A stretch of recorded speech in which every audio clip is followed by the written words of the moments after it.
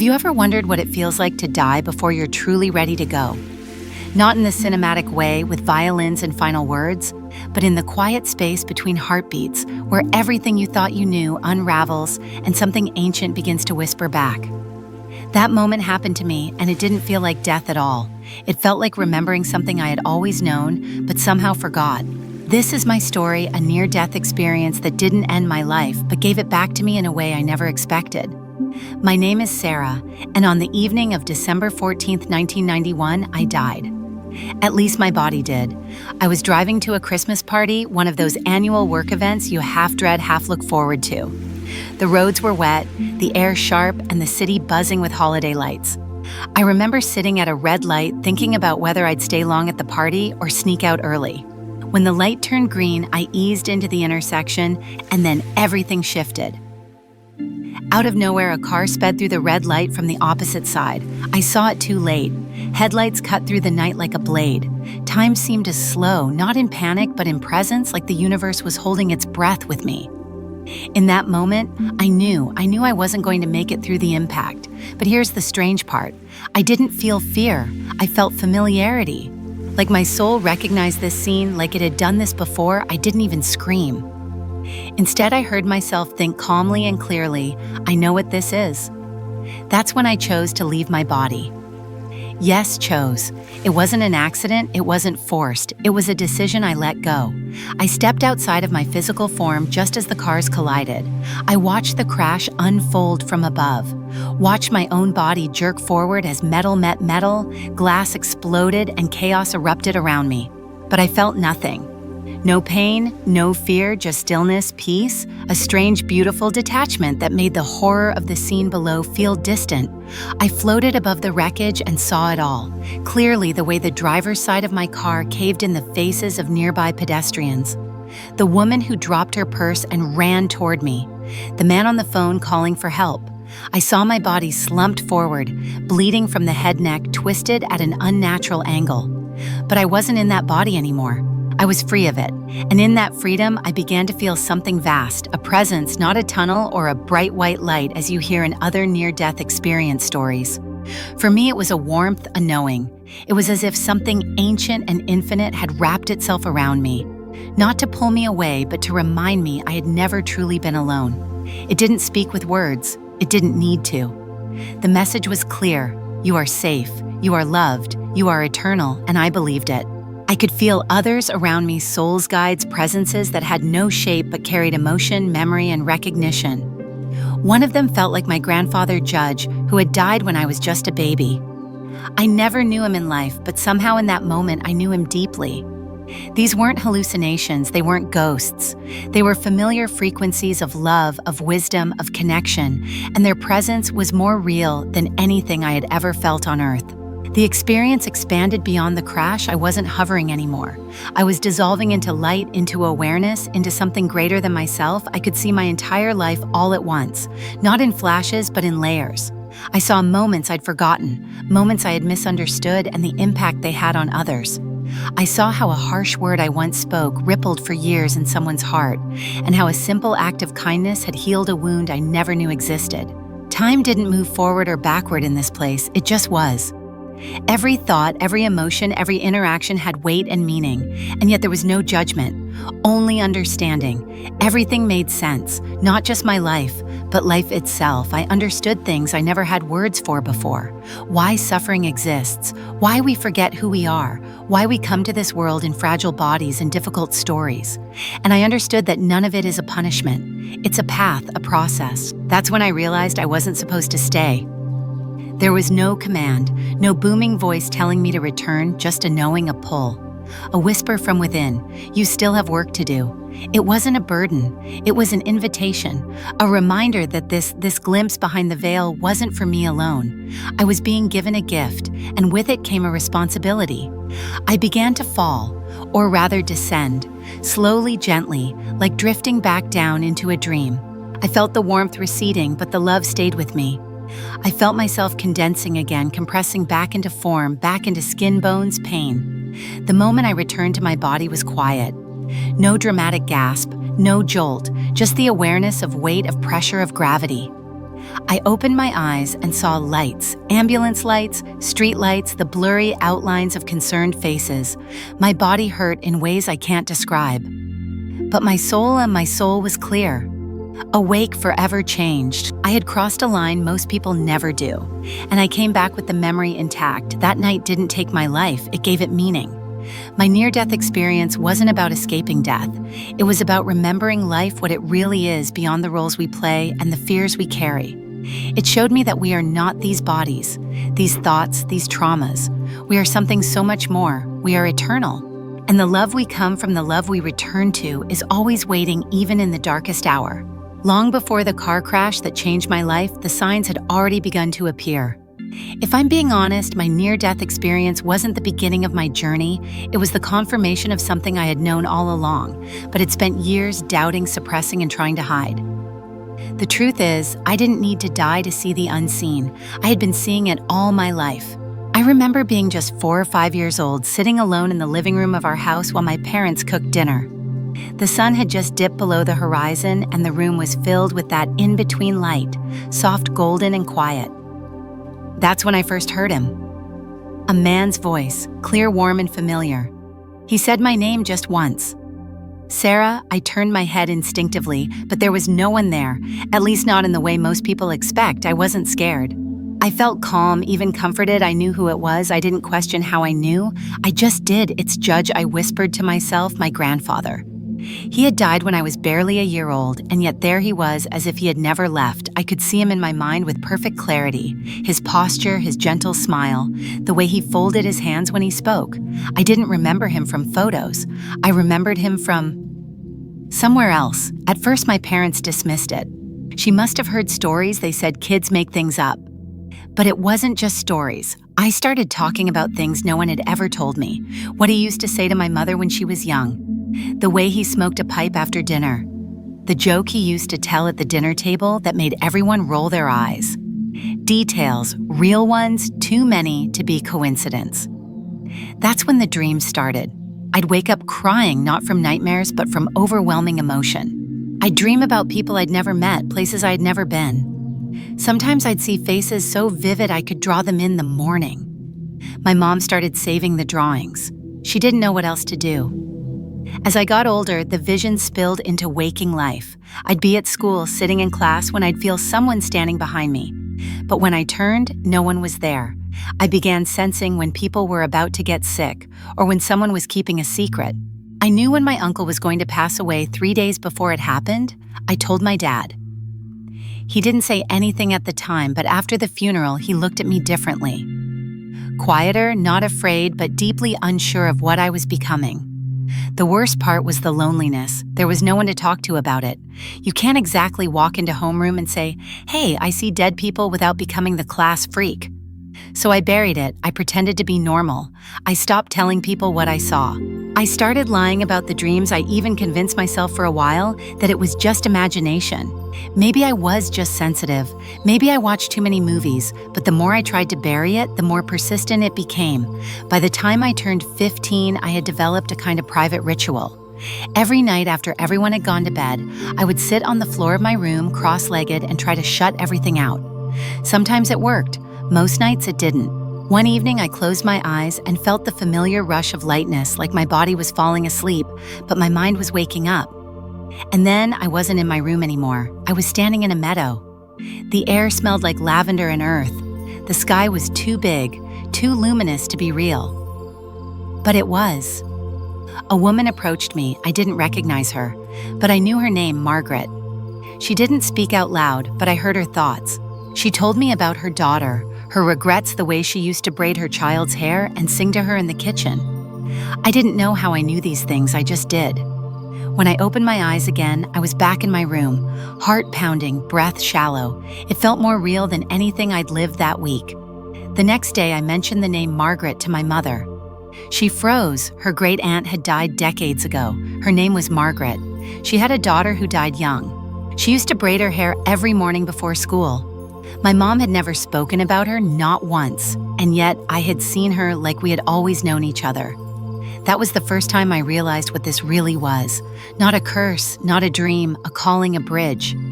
I wasn't just seeing the dead, I was meant to feel them, to hear what needed to be said when no one else could listen. But I wasn't ready. The weight of it all began to press on me, especially through high school and college. I avoided eye contact with people who had recently lost loved ones because sometimes I could feel those spirits trying to speak through me. I had panic attacks in grocery stores, restaurants, classrooms, anywhere with too many people. The static in the air, the pressure in my ears, the sense that someone was watching, I could never fully turn it off. I had moments of rebellion, times I tried to shut it all down through distraction, denial, even recklessness. I wanted to be normal. To just go to school, get a job, fall in love, and not feel like I was half in this world and half in the next. But the more I resisted, the louder it got. The truth is, my near-death experience later in life didn't awaken something new. It confirmed everything I had already spent my entire life touching, fearing, and eventually learning to accept. The accident didn't give me the gift, it validated it. It reminded me that I wasn't crazy, that the veil had always been thin for me, that the other side was never far away. It would take years and more spiritual encounters for me to finally step into the truth of who I was. But that little girl sitting in the living room with invisible company already knew. She wasn't waiting for a crash or a miracle. She was waiting for me to remember. The night it happened, I wasn't expecting anything unusual. I had been meditating for weeks, quietly, privately, trying to ground myself in a world that never quite felt like home. The crash had already happened by then, the near-death experience that cracked my soul open and refused to let it close again. Since that night, nothing had been the same. The veil between worlds, once thin, was now barely there at all. But what happened during this meditation would take everything I thought I knew and turn it inside out. I remember the air in my room that evening, still heavy like it was waiting for something. I lit a single candle, sat cross-legged on the floor, closed my eyes and tried to breathe. Not for peace, not for focus, just to feel present. My thoughts were racing the way they always did when I was about to go somewhere deep inside myself. I tried to ignore the subtle buzzing in my spine, the static behind my ears, the quiet pressure in the center of my forehead, but this time it didn't fade. It grew, then something shifted. At first I thought I was just relaxing. My arms felt numb, my legs heavy, my breath so shallow it was almost still.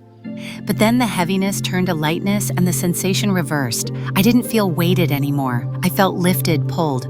My body was still there, seated beneath me, but I was above it, behind it, outside of it. And for the first time since my near-death experience, I was fully consciously out of my body without the trigger of trauma. It was terrifying and it was perfect.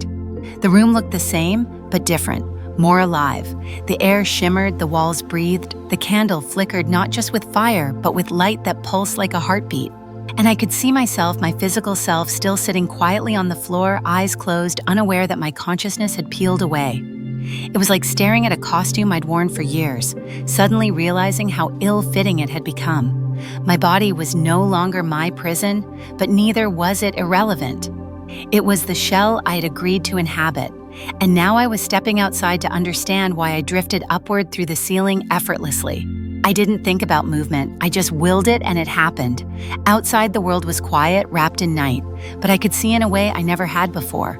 Not with eyes, but with presence. I felt the trees. I heard the vibration of electricity in the street lamps. I sensed the dreams of people sleeping nearby. Everything was energy, and I was part of that current, not separate, not observing, interwoven. That was the moment it truly sank in. This is what I had felt in the car accident. The same freedom, the same perspective. But this time I had done it on purpose. No impact, no sirens, just a surrender of boundaries, a conscious return to the part of me that had always existed beyond flesh and bone. And then I wasn't alone. I didn't see them, not in the traditional sense, but I felt them. Beings of light consciousness, memory, guides. Some familiar, some not. They didn't speak yet. They communicated more clearly than any words could. They surrounded me like an embrace made of thought. They weren't surprised to see me. They had been waiting. One of them, the one I instinctively recognized as Judge, came closer. Not with footsteps, but with intention. His presence was steady, grounding. He didn't instruct me. He reminded me that I had done this before, that I was safe, that the near-death experience hadn't been a fluke or a hallucination. It had been an initiation, a wake-up call, and now I was ready to walk further, Together we moved not through space but through vibration. I was taken to places I can't describe with human language. Landscapes made of emotion, structures built from sound, vast fields of thought where souls drifted in their own evolution, shedding lifetimes like leaves in the wind.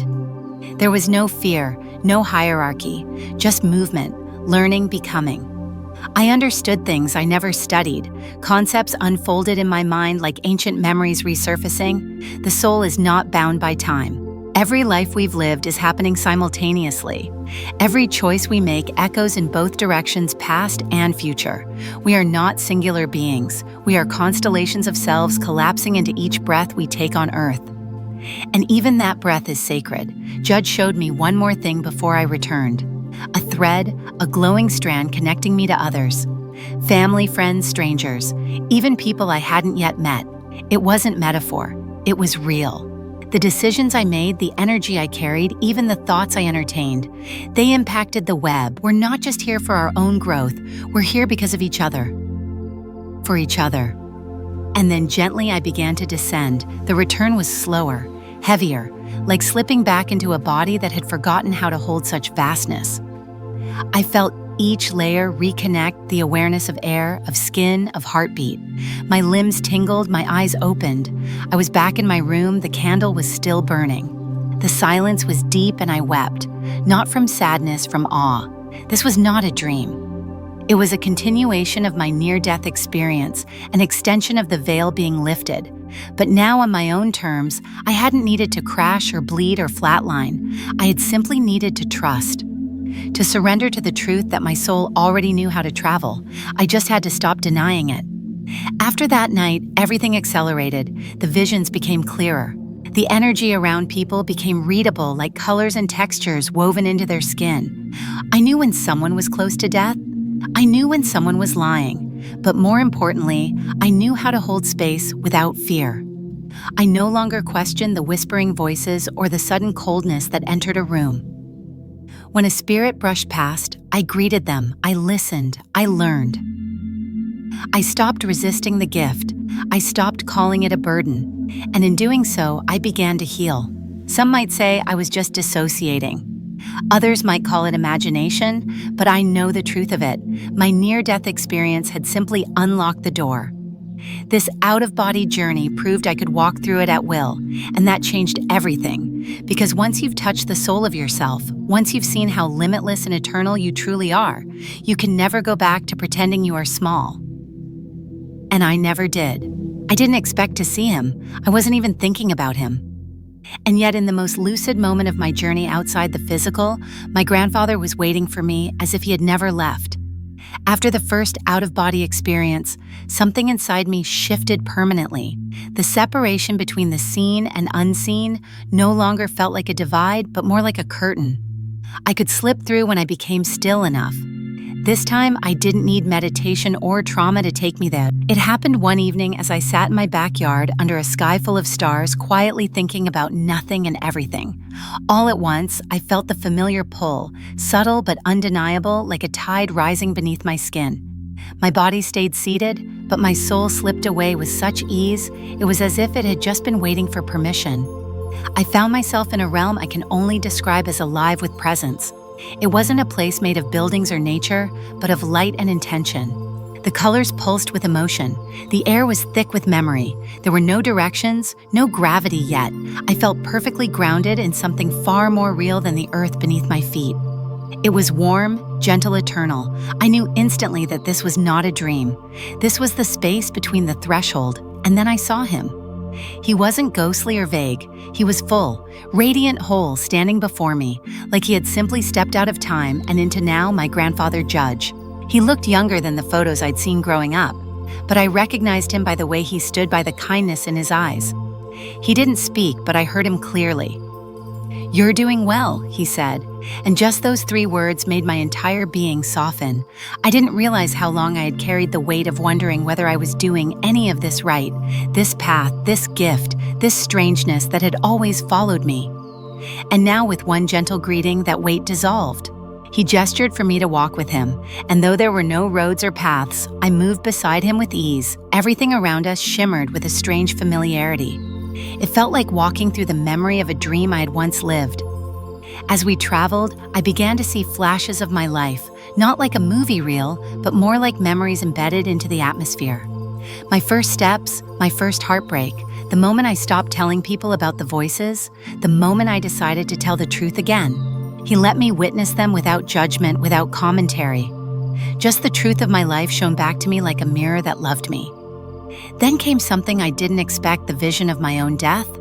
Not the car crash, not the violence, but another moment further in the future, I saw myself lying peacefully in a bed, old and weathered, surrounded by faces I didn't yet recognize, but somehow loved deeply. There was no fear, just release, completion. As I watched this version of myself leave the body, I realized that my soul would be just as calm then as it was during my near-death experience. That death would be just another return. "You're here because you're ready to remember," he said, his voice not in my ears, but in my heart. "You've always been able to see, but now you must understand why." He showed me a vast landscape, a living web of souls, all connected, all communicating across lifetimes. I could feel their stories, their pain, their joys. I realized that time was irrelevant here. Some of these souls were ancestors, others hadn't yet been born, and still I could feel their threads woven into mine. Nothing was random. Every encounter, every heartbreak, every quiet kindness planned, agreed upon. Sacred Judge turned to me again. "You're not just meant to witness this, you're meant to walk people through it, to be a bridge. That's why you returned." The words hit deep. Until then, I had thought my near-death experience was something personal, something mysterious and beautiful that I would spend a lifetime integrating. But in that moment, I realized it wasn't just mine. It was a seed, an activation, a doorway meant not just for me to walk through, but to hold open for others. We stopped walking. He looked at me with a seriousness that made the light around us pause. "You'll doubt it.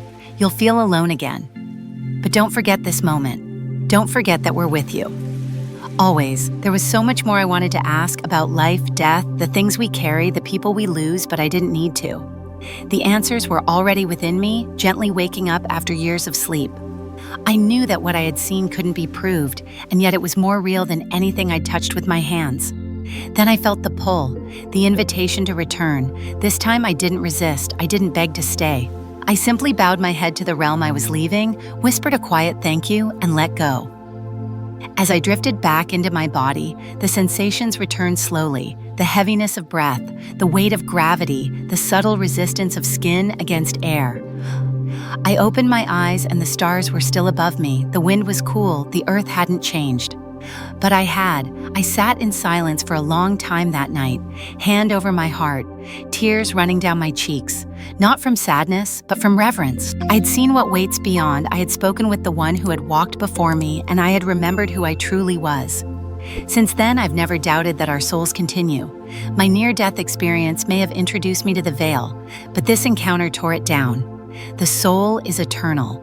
The body is a costume we wear for a while, and real love never dies. Some people spend their whole lives searching for signs that their loved ones are still near. I don't have to search. I've stood with them, I've walked beside them in places where time and sorrow can't reach, and now I carry them with me, not in memory but in presence. My grandfather wasn't gone, he never was. He was simply waiting for me to be still enough to listen. After my near-death experience, I didn't return as the same person. I came back with eyes that saw more, a heart that felt deeper, and a soul that no longer accepted the illusion that we are only flesh and time. But instead of feeling empowered by that knowledge, I found myself unraveling, at first quietly, then completely. It's strange how touching something so divine can make you feel so alien once you return. I came back to this world suddenly felt louder, faster, heavier. People smiled with their mouths, but their eyes were burdened with things they'd forgotten how to speak. I saw through conversations, through facades, and more than anything, I saw through myself. I tried to blend back in. I returned to my routines. I showed up to work. I answered calls. I laughed at things I didn't find funny. But there was a quiet dissonance humming beneath everything, like a radio stuck between stations. I'd be mid-sentence with someone and suddenly feel the presence of another soul nearby, someone who had passed but wasn't finished speaking. Or I'd walk into a room and feel overwhelmed by a wave of sadness that wasn't mine, as if the walls still echoed with a grief no one dared acknowledge. It wasn't just empathy, it was attunement. My senses had changed. I couldn't turn it off. I kept this to myself, the few times I tried to speak about it. People looked at me with either pity or discomfort. Some were kind, chalking it up to trauma, offering polite nods and quiet glances. Others were more direct, telling me I was imagining things, warning me not to go too far off the deep end. I learned quickly that the world has little room for those who remember too much. So I folded myself into silence, but the gift didn't care. It kept opening, and with it came visions, voices, and a constant pressure in my chest, like someone knocking from the other side, begging me to listen. There were nights I lay in bed staring at the ceiling, wondering if the near-death experience had broken something in me. Not physically, I was healing well, but spiritually, mentally, existentially, I felt like a stranger in my own skin. Nothing grounded me. The food tasted dull, music felt hollow. Even the people I loved seemed distant, like we were all acting out a play, and I had suddenly read the script backwards. I didn't know where to put all this knowing. I didn't know what to do with the ability to feel someone's pain before they spoke it, or hear a whisper in the middle of a crowded street, telling me to turn around because someone behind me needed a sign of hope. And yet, for all the disorientation, there were moments, small, sacred ones, that anchored me. Like the evening I sat quietly in my apartment, and the room filled with the scent of my grandfather's old pipe tobacco. The exact aroma that had surrounded me during my near-death experience. No one else was there. No pipe, no smoke, just presence. Or the day I brushed past a woman in a grocery aisle and suddenly knew she had lost a child. Felt the ache in her chest as clearly as if it were my own. I whispered a simple, "You're stronger than you think," and walked away. She never turned, but I saw her hand tremble as it reached for a box of cereal. I'll never forget it. The hardest part wasn't the seeing or the hearing. It was the loneliness. I didn't know how to explain to people that I'd stood outside my body, floated above paramedics working to revive me, and understood in that moment that life and death are not opposites. They're lovers in constant embrace. I couldn't tell coworkers that I now believe time is not linear, that the soul is never lost, only layered. I couldn't explain that my dreams weren't dreams anymore, but visitations sometimes from strangers, sometimes from the dead, sometimes from the versions of myself I had left behind. I tried to shut it down. I tried drinking more coffee, staying busy, numbing out. I signed up for productivity workshops and told myself I just needed a routine, but none of it worked. The door was open and I had no choice but to walk through it, even if no one walked beside me. Eventually, I stopped resisting. I stopped apologizing for being different. I stopped pretending I didn't feel what I felt. The voices didn't stop, but they softened. The visions didn't vanish, but they began to make sense. And slowly, I started to understand this wasn't a curse, it was a calling. The near-death experience wasn't just a moment of beauty on the edge of tragedy, it was a commission, a handing over of a torch I never asked for, but one I had been carrying long before I was born. I realized that the pain of being different came not from the gift itself, but from the fear of being misunderstood. Once I let go of that fear, I found others, quiet souls who had also touched the edge, who also saw beyond the veil. We didn't need to explain, we simply knew, and in that knowing, I began to heal. Not all at once. Some days I still feel like I'm walking between worlds. Some days the weight of being open is too much, but I've learned to breathe with it, not fight it. I've learned that part of the gift is feeling it, all the joy, the grief, the silence in between, and in feeling it. I remember the light. I remember the voice in the space beyond breath that said, "You are eternal." I remember that moment above the crash, above the fear, above the body. I remember what it means to die and return more alive than before. That's the paradox. No one tells you about a near-death experience. It doesn't make you fear death. It makes you feel the sacredness of life so deeply that it hurts. You stop sleepwalking, you start listening, you begin to carry a tenderness for the world so vast it cracks you open, and I've decided to stay open. Even when it hurts, especially then. The day of the accident didn't feel like death approaching, it felt ordinary, too ordinary. The kind of day where the details blur because nothing stands out. The kind of day you never imagine will be the one that divides your life into before and after.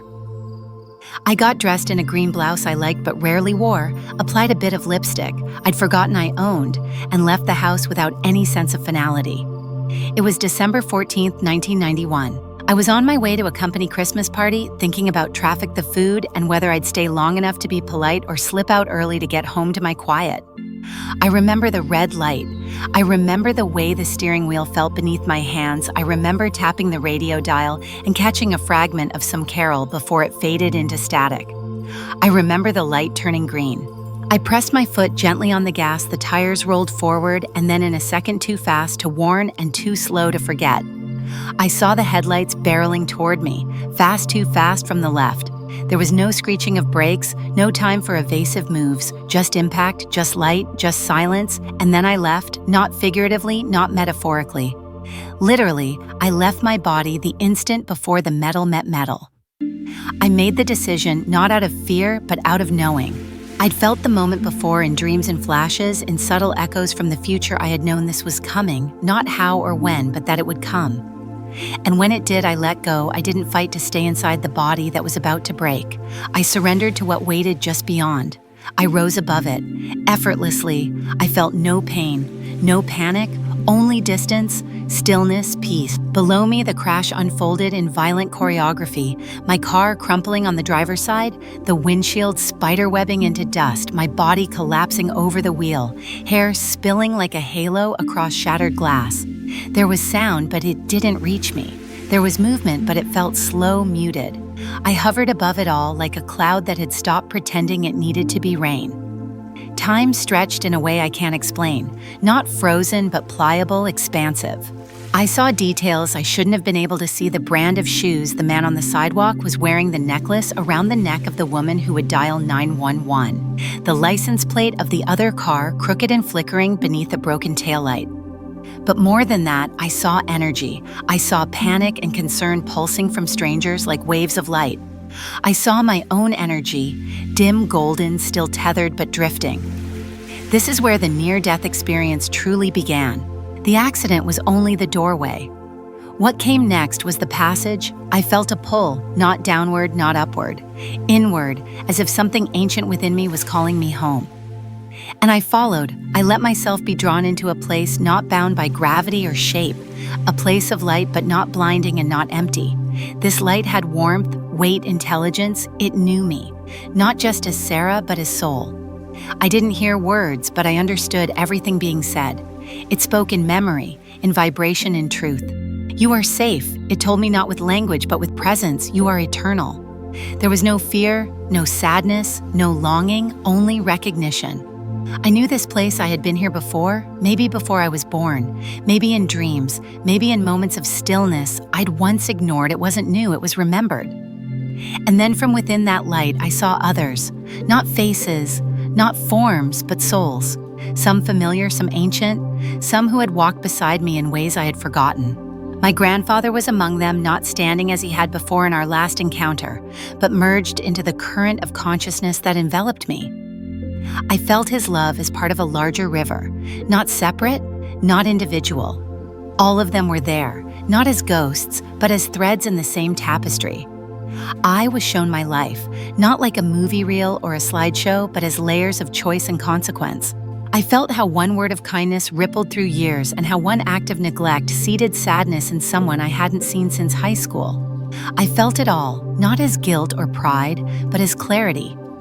The interconnection of everything. Every moment mattered. Every small thing was a brushstroke on a painting. I had never paused to see in full, but the most profound moment of all was when I realized I had a choice. I wasn't being forced to return. No one said, "It's not your time." No divine voice commanded me back to the world. The decision was mine, and I hesitated because in that place there was no pain, no anxiety, no time. There was only truth, and the truth was beautiful. But then I felt something else, something pulling from below, the people I loved, the purpose I hadn't yet fulfilled, the hands I hadn't held, the words I hadn't spoken, the stories I hadn't told. There was work left undone. There were souls still searching for what I had seen. And so I chose to return. The descent was gentle but heavy, as if each layer of density, emotion, memory, physical sensation settled back onto me like thick, wet blankets. I felt the pain before I opened my eyes, the crushing ache in my chest, the burning in my legs, the ringing in my ears. But it didn't scare me. I remembered where I had been. I remembered who I was. They said I was lucky that I survived, that it could have been worse, but they didn't know the truth. I didn't survive the crash, I transcended it. I left and came back, not broken but reborn, and the thing about a near-death experience is that it doesn't end when your heart starts beating again. That's when it begins.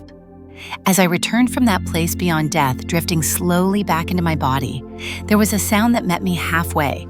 It wasn't loud, it wasn't sharp, it was soft like a hum, but deeper.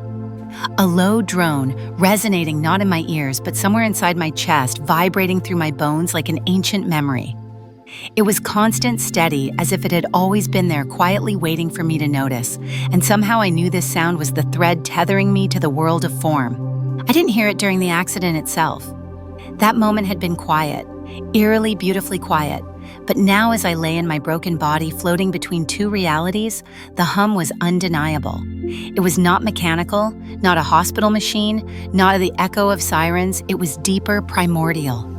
It felt like the original vibration from which all things had been born, a universal heartbeat. And as I focused on it, I realized it was not outside of me, it was me.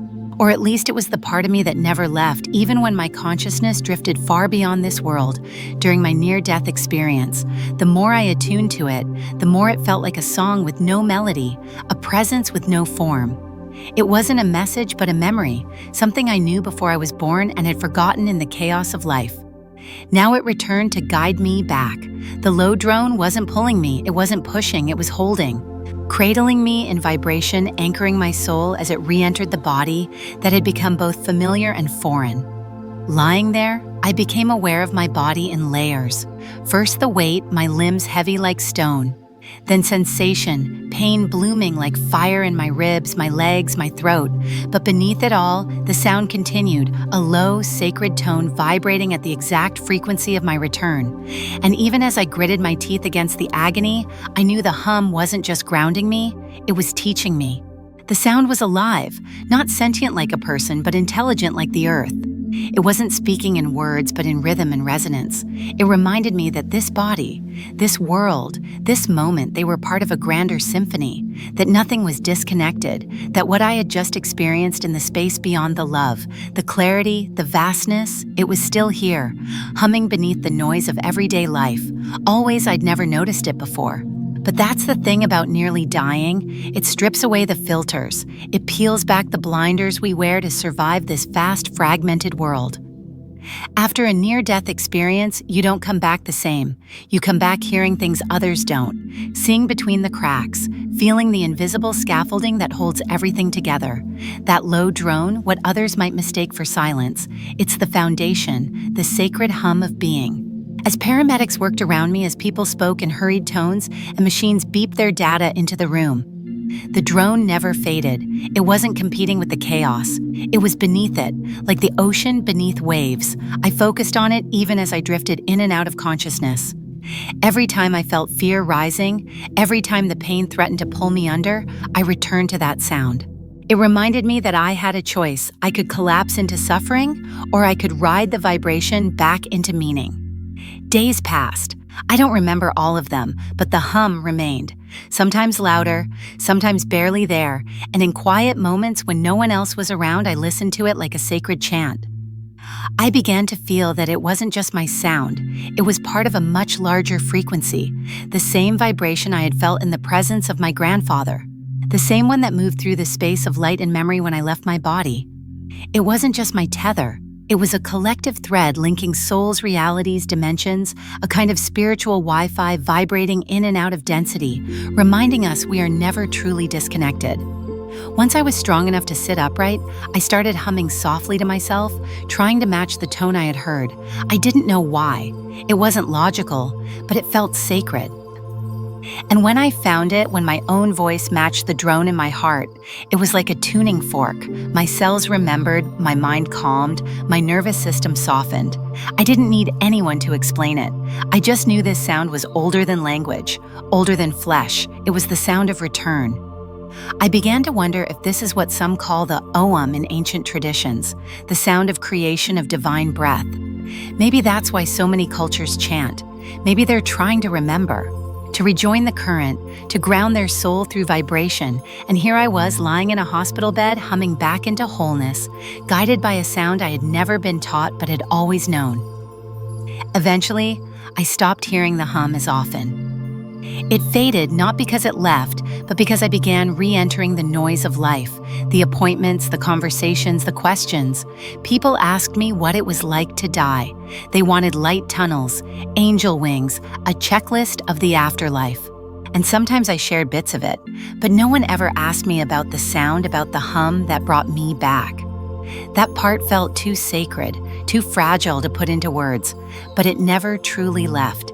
Even now, when I close my eyes, when the room is still and my breath settles into rhythm, I can feel it, a low vibration behind my sternum, a reminder that I am still connected, that the divine isn't somewhere above, but woven through everything.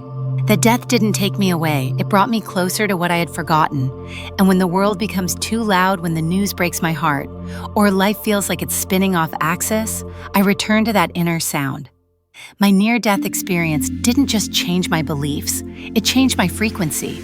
It tuned me back to the song beneath the noise, and I carry that music in everything I do. Even in silence, it's there, especially in silence. Coming back was harder than leaving. The return didn't happen all at once. There was no sudden snap, no gasp of air like in the movies. It was gradual, like watching fog dissolve over a landscape that was once familiar, but now distorted by time and distance. I remember becoming aware of weight first, not pain, not sound, just heaviness. A slow re-entry into density.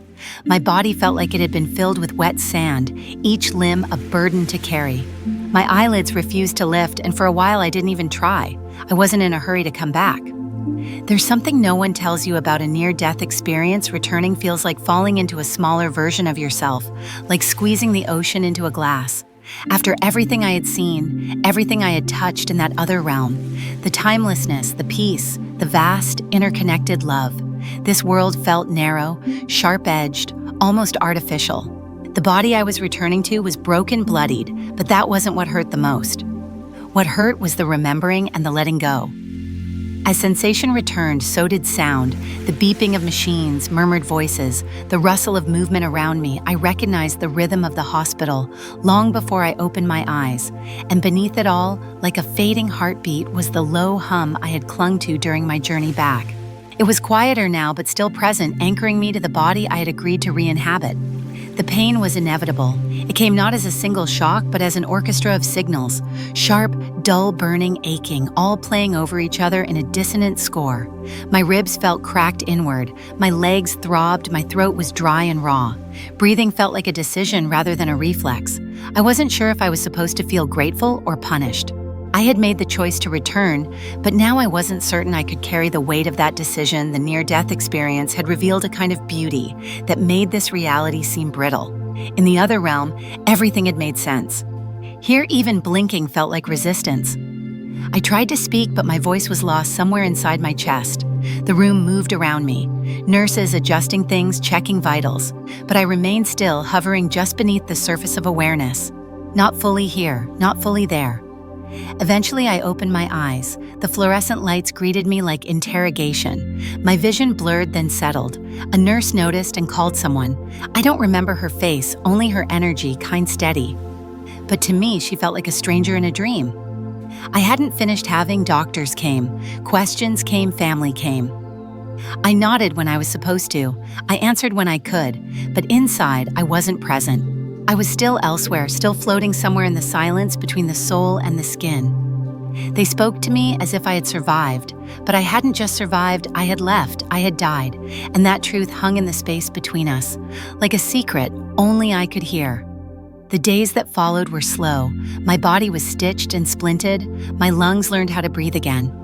The painkillers kept the worst at bay, but they also dulled the edges of something sacred trying to resurface. I missed the light, not the hospital's sterile glow, but the light from the other side, the one that didn't just illuminate but embraced, that shimmered with intelligence. With love, I kept the experience to myself at first, not out of fear but protection. I wasn't ready to share something so pure with a world that would try to dissect it, label it, explain it away. So I let them believe I had merely blacked out or that my memory was fuzzy from the trauma. I let them reduce the infinite to the explainable. I needed time to integrate what had happened, time to understand what it meant to carry eternity inside a body with a pulse. One night alone in the hospital room, I whispered a thank you not to anyone specific, but to the presence I had felt while I was gone, the one that had shown me the truth, that had reminded me of who I was before I became this fragile, forgetful form. My voice trembled as I spoke not from weakness, but from reverence. I wasn't asking for more answers. I wasn't begging to return. I was just acknowledging the gift, because that's what the near-death experience had been. A gift, a reminder, a homecoming, but now came the real work, carrying that light into the darkness, learning how to walk through the world with sacred knowledge in my chest, learning how to speak, move, breathe, without forgetting what I had seen. The hardest part wasn't dying. It was remembering while living. Over time, the body healed. The bones mended, the bruises faded, but I was changed in a way no X-ray could detect. I began to feel the world differently. Conversations felt louder, emotions felt rawer. People's energy hit me before their words did. I could sense when someone had grief trapped in their chest or when someone was pretending to be okay. I could feel truth vibrating underneath silence. I wasn't the same, and I didn't want to be. The near-death experience had stripped away everything that was not essential. It had burned through illusion. What remained was simple but unshakable. I knew I was not my body. I knew the soul could leave and return. I knew we are loved far more deeply than we allow ourselves to believe. I knew that death is not the end but a passage, and that love is the only thing we truly carry with us.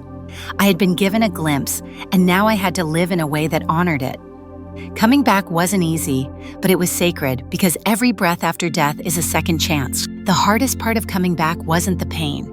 It wasn't the physical recovery, the therapies, or even the moments when I'd wake in the middle of the night, gasping, half expecting to still be in that other realm of light and weightlessness.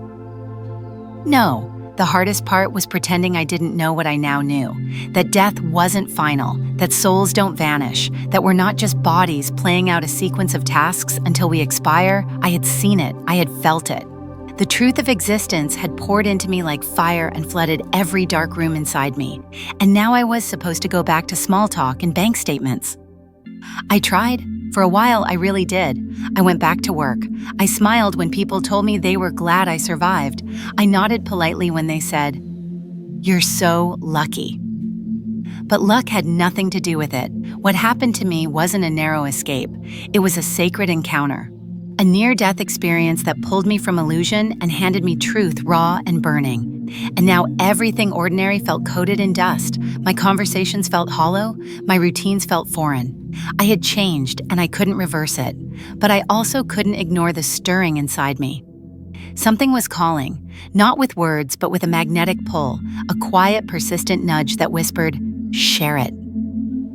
At first I resisted. I told myself no one would understand, that people would think I was unstable or worse, delusional.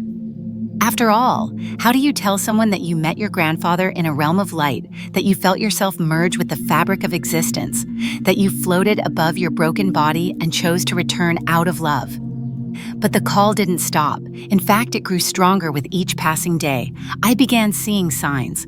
Strangers would say things to me that pierced straight to my soul, as if unknowingly delivering a message. I'd overhear conversations about death and grief in coffee shops and feel the unmistakable pull to speak, to offer something, even just a sentence that might plant a seed. Sometimes I did. Most times I stayed silent. But inside, the pressure built. I knew I couldn't stay hidden much longer. One night I sat on my bedroom floor, lights off, eyes closed. I placed both hands over my heart and said aloud, "I'm listening." That was all. No demands, no bargaining, just surrender. The answer came not in a voice but in a knowing. You are here to remind others of what they've forgotten. Not to convince, not to prove, just to shine, I wept. Not from sadness, but from relief. I didn't need to become a preacher. I didn't need to carry a banner or shout from mountaintops. I just needed to be honest, to stop hiding the light that had been placed within me. So I began to speak. Quietly at first, with friends, family, people who had seen the change in me but hadn't known its source. I told them about the near-death experience, about the light, the presence, the hum. I expected skepticism or maybe pity. But what I found surprised me: openness. Not everyone understood, but most listened, really listened. And in their listening, something softened in them too. It was as if my remembering triggered their own buried beneath years of distraction and doubt. One by one, people began to come to me. Some were grieving, some were searching, some had their own stories they had never told for fear of ridicule. I didn't have all the answers, I didn't pretend to. But I could hold space. I could tell them they weren't crazy, that the veil really is thin, that love never dies, that their loved ones are not gone. They've just stepped into the light we're all heading toward. And that life, despite its pain and uncertainty, is sacred. Every breath is sacred. The more I shared, the more I healed. I realized that my calling wasn't to escape the world, it was to bring the other world here, to be a bridge, a reminder, a walking echo of that truth beyond death. I stopped apologizing for my sensitivity. I stopped minimizing the fire that had been lit inside me. I started living as if every moment mattered, because now I knew it did. Every smile, every word, every act of kindness rippled far beyond what we could see. Energy, intention, love. They're the real currency. They're what we take with us when we go. There were still days when I doubted, days when I questioned whether I was strong enough to carry the weight of what I'd seen, days when I wished I could just be normal again. But then someone would find me a stranger, an old friend, a grieving mother, and they'd ask a question that only someone who had walked the edge of life and death could answer. And I'd feel the light stir in my chest again, as if saying, "Here, speak now, this is why you returned." The near-death experience didn't just happen to me. It happened for me and for others through me. It woke me up. It recalibrated my soul to a new frequency. And now every time I tell the story, I feel that same resonance, like striking a chord that rings through eternity. It's not about convincing anyone. It's not about proving anything. It's about remembering and helping others remember too. So I walk this world differently now, not above it, but within it with deeper reverence. When I see a child laughing, I feel the timelessness of joy. When I comfort someone in grief, I feel the hands that once held me in the light. When I speak slower. When I listen deeper. Life is not a waiting room for heaven, it is the sacred classroom of the soul, and I am here to learn to love and to serve. This is what it means to embrace the calling, not with drama, not with grandeur, but with presence, with humility. With the quiet, unshakable truth that death is not the end and life is not random, everything is connected, everything matters, and I am not alone in this knowing. I carry the light now, not because I'm special, but because I remembered. For a long time, I thought I needed all the answers before I could share what had happened to me. I believed that if I ever spoke about my near-death experience, I would have to explain everything, the mechanics, the metaphysics, the why. But eventually, I realized people aren't looking for a theory. They're looking for something real, something honest. A voice that doesn't just echo facts, but stirs remembrance of what they've always sensed but never dared to say. So I started small. A quiet conversation over coffee, a soft gaze into the eyes of someone mourning, a simple, grounded presence next to a hospital bed. I never introduced myself as someone who had died.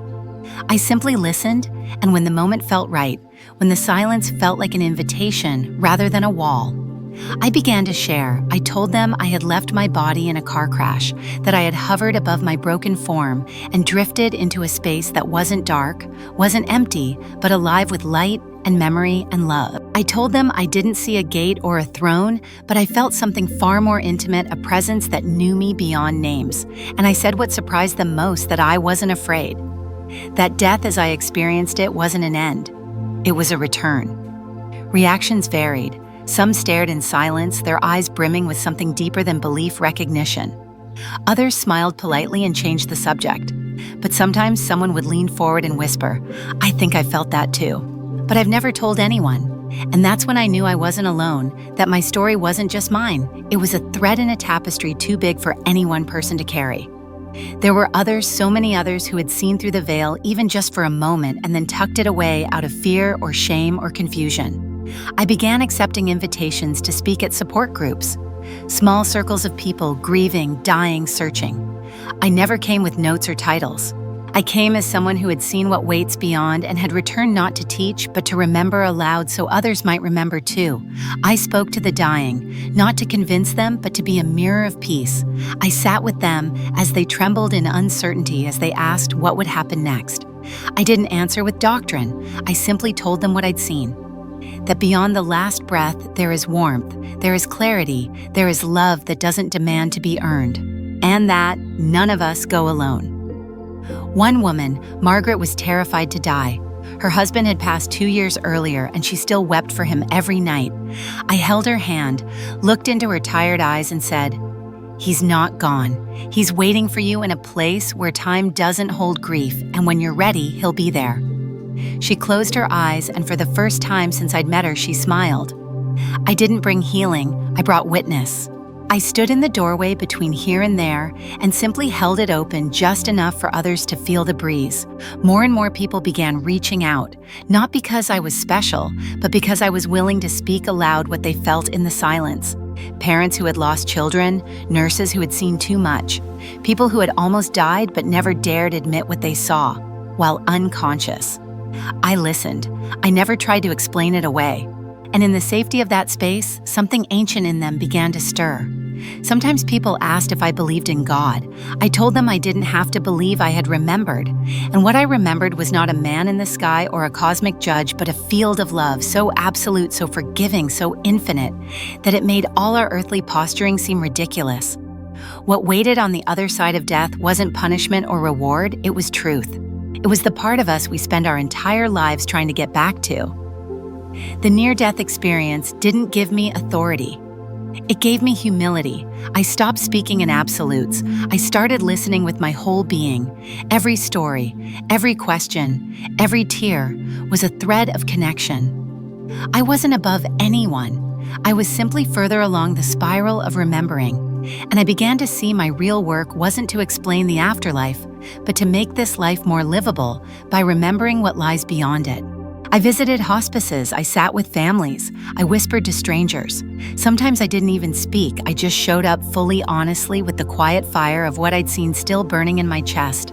And somehow that was enough. My presence said what words never could. You are not alone. You are not crazy. And this is not the end. One night, a grieving mother called me just before midnight. Her teenage son had died in a car accident and she was breaking apart. She kept saying, "I can't believe he's gone." I paused, closed my eyes, and softly said, "He's not gone. He just stepped into the light. You're still walking toward." She didn't answer, but I could hear her breathing slow. Her sobs became quiet, and in that moment, I knew she had felt it too. I'm not a healer. I'm not a prophet. I'm a storyteller of something real, something sacred, something unshakable. And every time I speak the truth of my near-death experience, I feel the light return. Not as memory, but as presence. You don't need to die to remember. You just need to pause, to listen, to let someone else's story awaken your own. And maybe, just maybe, that's why I came back, not to prove anything, but to be a gentle hand on someone's shoulder when they feel lost in the dark. Now, when I look at people, I don't just see faces, I see souls. I see stories, untold grief, unspoken light, unrecognized, and I remind them that light is yours. It always has been. Death can't take it. Fear can't bury it. You are already part of eternity. You're just passing through one chapter of it right now. I'm no longer trying to be someone else. I'm no longer trying to convince anyone. I've simply learned how to speak the language of remembrance. And if even one person breathes a little easier, grieves a little softer, or loves a little deeper because of what I share, then every moment of pain, every breathless second beyond the veil, was worth it, became quiet, and in that moment I knew she had felt it too. I'm not a healer, I'm not a prophet, I'm a storyteller of something real, something sacred, something unshakable, and every time I speak the truth of my near-death experience, I feel the light return, not as memory but as presence. You don't need to die to remember. You just need to pause to listen, to let someone else's story awaken your own. And maybe, just maybe, that's why I came back, not to prove anything, but to be a gentle hand on someone's shoulder when they feel lost in the dark. Now, when I look at people, I don't just see faces. I see souls. I see stories, untold grief, unspoken. Light, unrecognized, and I remind them that light is yours. It always has been. Death can't take it. Fear can't bury it. You are already part of eternity. You're just passing through one chapter of it right now. I'm no longer trying to be someone else. I'm no longer trying to convince anyone. I've simply learned how to speak the language of remembrance. And if even one person breathes a little easier, grieves a little softer, or loves a little deeper because of what I share, then every moment of pain, every breathless second beyond the veil, was worth it. Scene 11, a life changed forever, a near-death experience. Years after the accident, after the lights faded and the body healed, I came to understand something I hadn't been prepared for. The near-death experience doesn't end when your heart starts beating again. It keeps unfolding in the background of everything. It follows you into every conversation, every room, every silence. It doesn't ask for attention, but it changes the air around you. Even in the most ordinary moments, grocery lines, rainy mornings, forgotten afternoons, I could still feel it like a hum behind the world, reminding me that I had seen something I could never unsee. I began to notice how people looked at me differently.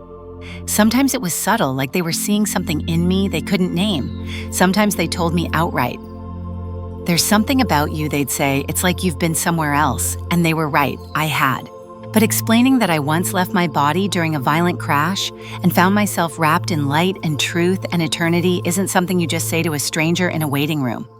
So I stayed quiet more than I spoke, learning to read the spaces between words, the grief hiding in laughter, the ache behind strong shoulders. I didn't need to see angels to know when a soul was longing for home. One afternoon, after a session with a grieving woman who had lost her father, I sat alone in my office. The window was open just enough to let in the late autumn breeze, and the room was still holding the weight of everything unspoken. I closed my eyes, not to meditate, not to pray, just to be still. And in that stillness, something shifted. The silence thickened. The air seemed to pulse as if it were charged with something more than oxygen. I felt a presence not dramatic or startling, but familiar, steady grounding. It wasn't a vision, it wasn't imagination. It was a remembering I had felt this before in that place beyond death. It was the same warmth, the same current of calm intelligence that once welcomed me. When I left my body, I didn't need it to speak. Its presence said enough. You are ready. I didn't know exactly what that meant, but I understood it. It wasn't about going anywhere, it was about becoming. Something within me had settled. I was no longer just someone who had survived a near-death experience. I had become someone who lived from it. Not just someone who carried the memory, but someone who embodied the message. I wasn't there to tell stories about the afterlife. I was here to live this life fully, deeply, truthfully, and to help others remember what they too had forgotten. That day marked a quiet turning point. I didn't make an announcement or change my title. But something inside me aligned like a gear clicking into place after years of spinning slightly off track. I felt it in the way I listened to people, in the way I touched their hands, in the way I no longer needed to be right or wise or impressive. I just needed to be real. That was the gift the experience had given me, a way of being that transcended words. And then came the moment I hadn't expected. A man came to see me not for grief, not for healing, but because he had heard something about me through someone who had heard through someone else. He didn't sit like a client. He sat like a mirror. Calm, grounded, not searching for answers, but carrying something he knew I would feel. And I did. The moment he walked in, the air shifted again, not with drama, but with depth. I could feel his story before he said a word.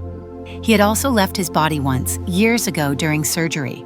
He had never told anyone, not even his wife. He said it felt too sacred, too impossible to explain, and now, sitting across from me, he didn't want an explanation. He just wanted someone who wouldn't blink when he said I was gone, and I saw everything I didn't blink. I nodded, and we sat in that mutual silence, not as patient and practitioner, not as storyteller and audience, but as two souls who had crossed the same threshold and returned holding different fragments of the same truth. That conversation didn't change the world, but it changed something in both of us. It affirmed that the light I saw was real, that the memory wasn't a dream, that this path I'd been walking wasn't mine alone. We are never alone, and that truth echoed louder than any theology ever could. After that, more people came. I didn't advertise, I didn't brand myself, but they came. Those who had seen beyond the veil and needed someone to say, "Yes, I believe you." I didn't heal them. I didn't lead them, I simply stood beside them while they remembered. Sometimes we spoke, sometimes we cried, sometimes we just sat in the quiet together, breathing the same slow air, letting the truth settle into the bones. Over time, I began to understand that this was the life I had returned for, not a life of answers, but of alignment, not to escape pain, but to walk through it with eyes that had seen the other side. The near-death experience had not been a detour, it had been a doorway. And I had walked through it carrying the seed of something I was now being asked to grow. The world still overwhelms me sometimes, people still die, grief still aches, and I still forget. Sometimes the vastness I once touched, but I always find my way back. Not through effort, through stillness, through service, through presence, through that quiet hum in the center of my chest that says, "You're not here to be impressive, you're here to be real." And so I live now with a different compass. I don't chase things the way I used to. I don't fear endings the way I once did. I walk more slowly. I speak more gently to me. I listen more deeply. I'm no longer trying to prove I survived. I am learning how to truly live, rooted in the knowing that this life with all its beauty and brutality is sacred, that death is not the opposite of life, but the partner that gives it meaning. I carry the near-death experience not like a story in my pocket, but like a rhythm in my breath. And every day that I wake up still here, I ask the same quiet question: how can I love better today? I didn't know when it would come, but I had always sensed it, the moment when everything would align, not with fanfare, but with stillness. It came on a quiet morning, sunlight slipping through the blinds like a whisper. I was sitting at my desk reading an old journal entry I had written just days after the accident. My handwriting was shaky, my thoughts scattered, but one line stood out like a thread pulled from the soul. I don't know why I came back, but I know I must not waste it. I read that line again and again, tears blurring the ink, because now years later I understood it had never been about returning to who I was. It was about becoming who I was always meant to be. The near-death experience wasn't an interruption to my life, it was the doorway into it. And I had walked through it over and over, not just once, but every time I chose love over fear, presence over noise, soul over survival. What changed wasn't the world, it was how I saw it. Every face became sacred, every breath a prayer, every stranger a mirror. I had stopped searching for heaven somewhere else because I had learned to carry it with me. And now as I sat in the stillness of my room, I realized the circle had closed, not as an end, but as an arrival. I began to write not just to remember, but to pass it on. Every story, every moment, every lesson I had lived through became part of something bigger. I wasn't telling them to be understood. I was telling them so others could feel seen. The truth is, we don't need to die to wake up. We just need someone brave enough to remind us. And maybe that's what this entire journey was about. Not about proving that the afterlife exists, but about remembering that this life matters, that the light I met beyond death doesn't wait for us. It's here now, asking to be lived through us. As I look back, I see a path carved not by certainty, but by surrender. I didn't choose this story, it chose me. And now standing in its light, I know it was never mine to keep, it was mine to give. Now, Min, let me step out of the story for a moment and speak directly to you, not as the voice of a character, but as the voice behind this channel. You've just journeyed through a near-death experience, not yours, but perhaps it touched something inside you that felt familiar. Maybe you've lost someone and needed to know they're not gone.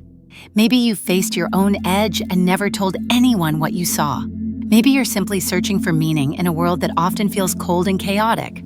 Whatever brought you here, I want you to know this. Your life matters, not because you've done something extraordinary, but because you are extraordinary just by existing, just by breathing, just by continuing. The story you've just heard is more than narrative. It's a mirror, a reminder that beyond the noise of this world, there is a light waiting to be remembered. Not at the end of life, but in the middle of it. Right now in this moment. in the way you love, the way you forgive, the way you rise after falling. If there's one thing I've learned from all these stories from people who have died and come back, it's this: death is not the opposite of life, forgetting is. And so I ask you, what if you remembered who you are? What if you lived today as if your soul chose this moment for a reason? What if everything you've been through was preparation for the light you're meant to carry? You don't need a near-death experience to start over. Sometimes all it takes is one truth that lands in your heart like a spark. So take this story, let it be that spark. Let it ignite something in you that refuses to stay asleep, and then go live, love deeply, speak kindly, forgive quickly, and don't wait for tomorrow to become who you were meant to be today, because heaven isn't a place you go, it's a truth you remember. And when you do, when you truly do, you become it. If this message touched something in you, please don't keep it to yourself. Share this video with someone you love. Subscribe to this channel if you want to walk further down this path of awakening, and leave a comment to let others know they're not alone. Your story matters. Your voice could be the reminder someone else is waiting for. We're building more than a channel here. We're building a community of remembering, and your light is needed now more than ever. So thank you for being here. Thank you for staying until the end, and thank you for beginning again.